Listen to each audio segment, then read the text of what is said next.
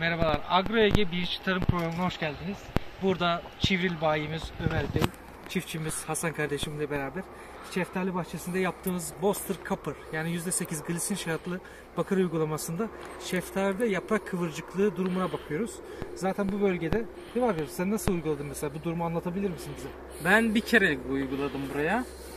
Bir şeyde tomurcukta, pembe tomurcukta uyguladım. Başka bir mantar falan şeysi atmadım o çiçek zamanında. Bir de 1-2 hafta önce bir kere mantar attım, başka hiçbir şey atmadım.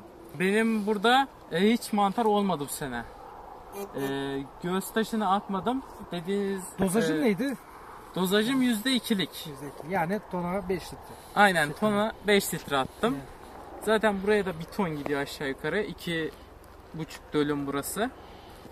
Çiftçimiz Hasan zaten Ömer Bey bayisine güvenerek bu uygulamayı yapmış. Aynen.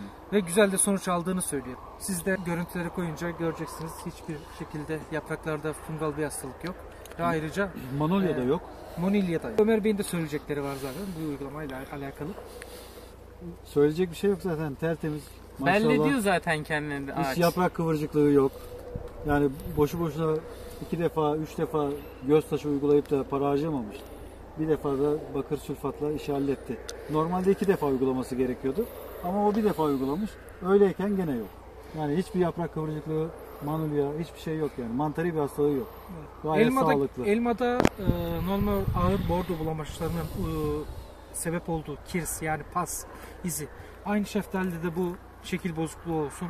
Ne diyeyim sana, kütün yani dış kabukta olsun, izler olsun. Onlar görünüyor mu mesela? Görünmüyor buralarda. Bunda yok. Burada yok. Burada yok. Yani bizim bakır sülfat uygulanan hiçbir bahçede yok öyle bir şey. Boster Öyle bir Copper. sorun yok yani. Tamam. Agro Ege doğru gübreleme doğru zamanda yapılmalı. Ömer Bey'in cep telefonu numarası aşağıda.